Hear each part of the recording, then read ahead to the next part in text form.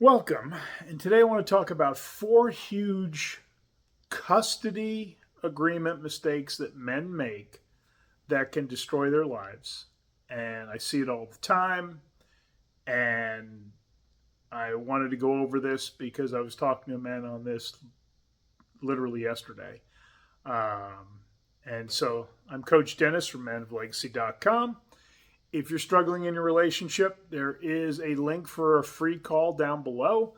I help men level up, create amazing lives for themselves, and if they can't turn their relationship around, I help prepare them for the unfortunate realities of divorce as well. So, number one is never accept a temporary custody arrangement that you're not willing to have as a permanent arrangement. Don't take I'll have them one night a week and every other weekend when you really want 50-50, because besides that judges are horrible and biased, a lot of them are lazy. And if it's been working or it's been in place too long, they don't want to change it often. So I would push for the 50-50 from the start. That's huge. Number two, never leave anything that you're going to pay for open-ended and something that can be agreed to without your consent. And for this, I want to use the example of extracurriculars. Never ever agree, and we've seen people do this, they agree to pay for extracurricular activities, and then the mom signs them up for everything, and you're on the hook. You should agree to pay for half of the agreed to extracurricular activities, okay? Or other expenses. Think about that. If you don't put that's agreed to, that couple of words right there can cost you a lot of conflict, cost you a lot of money, because you've agreed to it in a contract to pay for something thinking the person will be reasonable. Okay? Never agree to a custody agreement that doesn't limit moving of the children. You do not, if you're in a metro area like I was when I got divorced when the kids were young, we were both tied to the area because of work. There was a lot of work available for us. And the kids were going to school there. We had an agreement that, they couldn't be moved out of, I think, the county. Okay. I forget how that was worded back, it's been a long time.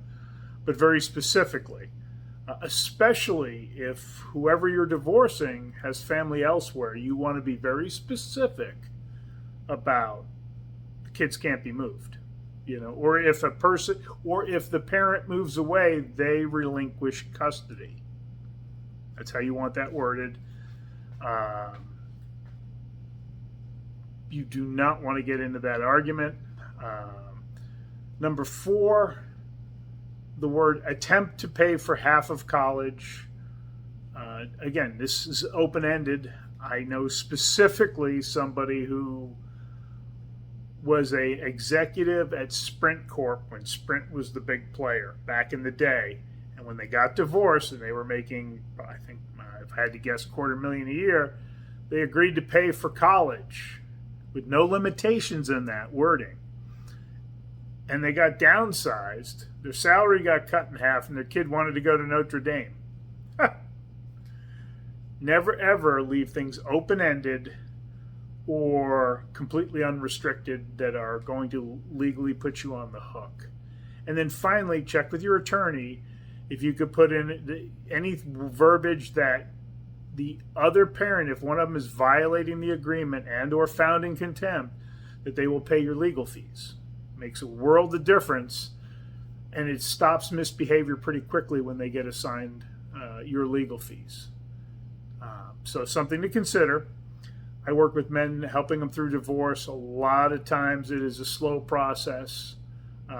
It's an expensive process, but it can be made more expensive after the fact if you make the mistakes we talked about in these videos. So guys, be smart about it. You want to be agreeable, but at the same time, you want to protect yourself in this agreement, and you need this knowledge. Don't rely just on the attorney to always. Not all attorneys are good. Some of them might just be interested in running up their own fees. Imagine that.